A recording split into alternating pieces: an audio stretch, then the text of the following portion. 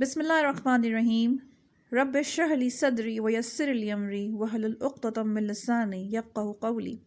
Welcome to my English class. Your teacher Miss Fatma here. Welcome students, hope you'll be good. So now we are going to start with another unit, that is unit number 7, MM Alam. Who was MM Alam? MM Alam, he was an Air Commodore fighter pilot. ठीक है, Air Force से इनका ताल्लुक था. And उनकी जो main victory थी वो ये थी कि उन्होंने जो 1 मिनट के अंदर जो है वो 5 इंडियन के जो एयरक्राफ्ट थे वो गिरा दिए थे on 7 September 1965. I'm going to share some of the pictures of him as well. So let's see his pictures first. So he is MM Alam. इनकी पिक्चर ये पहले की है with his jet, अपने प्लेन के साथ, अपने एयरक्राफ्ट के साथ हैं. अब इनकी तो डेथ हो चुकी है. ये कॉर्नर में जो पिक्चर है वो इनकी रीसेंट पिक्चर्स थी.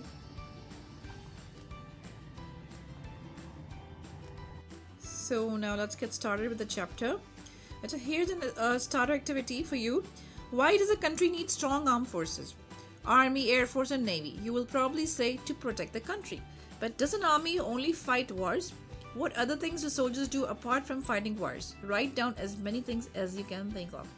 अच्छा, ये आपकी एक स्टार्टर एक्टिविटी है. आपने क्या करना है कि इसको अपनी नोटबुक में करना है खुद से, ऑन योर ओन. ठीक है, मैं इसमें आपको कोई ब्रीफिंग्स नहीं दूंगी. You will do this by your own. ठीक है, ताकि सबके इंडिविजुअल आंसर्स हों कि जो हमारी जो आर्म फोर्सेज हैं, चाहे वो आर्मी हो, एयर फोर्स या नेवी है, वो किस लिए है हमारे लिए. Just to protect a borders, just to protect the country, या कुछ और काम के लिए भी वो हैं. तो उसको आप मैंशन कीजिए. ठीक है, अपनी अपनी नोटबुक्स में, and write as many things, as many points as you can. ठीक है, now let's get started with the chapter. Muhammad Mahmud Alam और MM Alam as he is better known was. अच्छा, MM Alam जो इनका जो basically नाम था वो तो मोहम्मद महमूद आलम था, बट ही जो उनका एक फेमस जो नाम था वो MM Alam के नाम से ये मशहूर है. He was born in Calcutta, British India on 6 July 1935. अच्छा, वो जो है ब्रिटिश इंडिया में के दौर में जो है वो कैलकटा में पैदा हुए थे 6 जुलाई को 1935 को. He had been fascinated by toy airplanes since childhood. अच्छा, वो जो है बचपन से है. फैसिनेट का मतलब क्या होता है कि वो बहुत ज़्यादा लगाव रखते थे, बहुत इनको अट्रैक्ट करते थे toy aeroplanes. He was his early teens when he saw Pakistan achieve independence and he was determined to become a defender of the nation. अच्छा, वो अपनी अर्ली टीन्स में थे. कहते हैं, टीनेज कहते हैं 13 ईयर्स, 14 ईयर्स, 15 से 17, 18 ईयर्स तक उसको आप टीनेज कहते हैं. ठीक है, तो अपने जब वो इस अर्ली एज टीन्स में थे तो उन्होंने क्या देखा कि पाकिस्तान को अचीव होते हुए देखा, यानी कि इंडिपेंडेंट होते हुए देता पाकिस्तान को. तो वो उस वक्त बहुत ज़्यादा डिटर्मिन्ड थे, नहीं कि बहुत ज़्यादा श्योर थे कि मुझे जो है डिफेंडर ऑफ द नेशन, यानी कि मुझे भी अपने जो नेशन का, अपने मुल्क का जो है वो रखवाला बनना है. He joined the KPAF flying training college at Rasalpur in 1952 after a 6 months training at pre-cadet training school, Quetta. Alam's lifelong dream of flying came true as he graduated as a pilot officer on 2 October 1953. अच्छा, उन्होंने जो है KPAF जो है वो flying जो training का जो कॉलेज रसालपुर में वो ज्वाइन किया 1952 में, और 6 मंथ की ट्रेनिंग के बाद प्री कैडेट ट्रेनिंग स्कूल में जो उन्हें क्वाइटर मिली. उनका जो एक लंबा जो एक लाइफ लॉन्ग का जो ड्रीम था, ख्वाब था उनकी ज़िंदगी का, वो पूरा हुआ जब वो एज अ पायलट ग्रेजुएट हुए 2 अक्टूबर को. In February 1964, he took command of number 11 squadron in the Pakistan Air Force (PAF). It had the distinction of being the first PAF squadron to use jet fighters. अच्छा, उन्होंने जो है वो February 64 में उनको जो है कमांड हो गए किसके, 11 जो इनका स्क्वाड्रन. वहाँ पे स्क्वाड्रन जो होते हैं इनके नंबर्स होते हैं मुख्तलिफ. उनका नंबर 11 था और वो पाकिस्तान एयर फोर्स के जो है वो 11 स्क्वाड्रन में थे. अच्छा, it had a distinction of being जो, अच्छा डिस्टिंक्शन क्या कहते हैं, एक स्पेशल ऐसी क्वालिटी जो कि किसी से डिफरेंट हो, किसी और ऐसा काम जो दूसरे से मुख्तलिफ हो, उसको डिस्टिंक्शन कहा जाता है. Of being the first PF squadron to use jet fighters. ठीक है, यानी कि वो स्पेशल थे, वो जो जिसमें जिस स्क्वाड्रन में वो थे वो जेट फाइटर्स के लिहाज से काफ़ी ज़्यादा जो एक डिस्टिंक्शन थी जिस स्क्वाड्रन में वो थे. अच्छा, मेक श्योर कि you will B underlining the conjunctions over here. ठीक है, चूँकि अभी हमने जो ग्रामर टॉपिक है हमने अभी जस्ट रिसेंटली कंजंक्शंस पढ़ा है, तो I want every one of you के just underline the conjunctions of the whole chapter. ठीक है, आज हम पार्ट 1 पढ़ेंगे, tomorrow will be doing part 2. तो फुल ऑफ द चैप्टर से you will be underlining the conjunctions. Okay, और इसको भी अपने नोटबुक में मेंशन ज़रूर कीजिएगा. Alam is celebrated for his feats during the Indo-Pak War of 1965. At that time, the PF had only 104 fighters and 26 bombers against India's 476 fighters and 16 bombers. अच्छा, feet किसको कहते हैं? फीट कहते हैं अचीवमेंट्स को, ठीक है।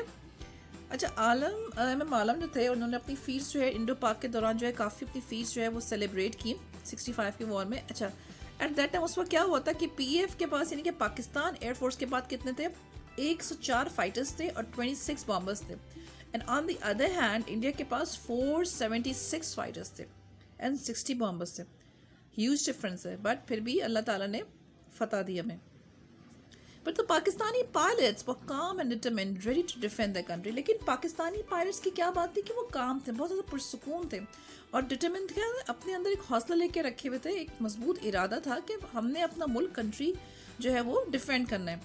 देखिए, अल्लाह ताला पे जब हमारा ट्रस्ट हो जाता है ना कि हमने जीतना है, चाहे हमारे पास, जैसे कि आपने पिछली भी आपने इस्लामियात में भी आपकी टीचर्स ने पढ़ाया होगा कि जो जितनी भी जंगें गुजरी हैं, जंग बदर स्पेशली है, उसमें भी क्या था? हमारे पास कुछ भी नहीं था, सिर्फ 313 सहाबा थे और जो हमारे अपोनेंट थे उनके पास कितने सारे थे, वेपन्स भी, सब कुछ था। लेकिन अल्लाह ताला ने क्यों फतह दी? क्योंकि डिटरमिन थे।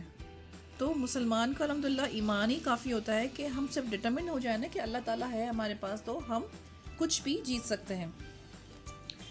Squadron leader Alam was posted at Sargodha when the war began. अच्छा, जब 1965 की वॉर जो है वो स्टार्ट हुई तो उस वक्त उनकी जो पोस्टिंग सरगोदा में थी। Began here is the past tense of second form of the word began.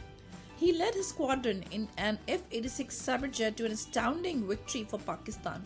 अच्छा, उन्होंने जो अपनी क़यादत की, लेड कहते हैं क़यादत करना, उन्होंने अपने स्क्वाड्रन को जो है F-86 को, सैबट जेट को जो है वो लीड किया, ठीक है। और एक विक्ट्री कहते हैं जीत को, एस्टाउंडिंग कहते हैं सरप्राइजिंग, यानी कि ऐसी विक्ट्री जिसके बारे में यानी कि एक्सपेक्टेड ही नहीं था कि ये जीत जाएंगे। तो उसको उन्होंने उस चीज़ को उन्होंने स्क्वाड्रन को लीड किया उस विक्ट्री के लिए। Once while flying at a low level in Indian territory, Alam's jet came under fire and was hit.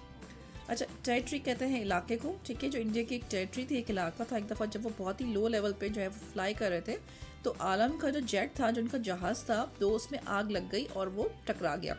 However, he managed to maintain control of his F-86 and completed his mission. लेकिन फिर भी अल्लाह ताला ने मदद की और उन्होंने अपने जो है वो मिशन सक्सेसफुल किया और अपने को कंट्रोल में ले लिया। आलम set a new record.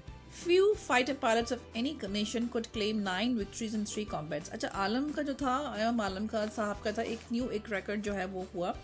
अच्छा, कुछ पायलट्स ऐसे जिन्होंने अपना जो है वो किया कि 9 विक्ट्रीज इन 3 कॉम्बैट्स, यानी कि 3 कॉम्बैट्स कहते हैं लड़ाई को, फाइट को। कॉम्बैट में 9 विक्ट्रीज ली। Fewer still could claim 7 just 2 days। किसी ने जो है वो 7 क्लेम की 2 days में। लेकिन एम आलम ने क्या किया? It is doubtful that anyone other than M Alam has brought down 4 enemy planes in less than 1 minute। क्या किया इन्होंने कि एक एम आलम का ऐसा रिकॉर्ड था कि इन्होंने 4 एनिमी प्लेन्स जो है 1 मिनट से भी कम वक्फे में जो है वो उन्होंने मार गिराया।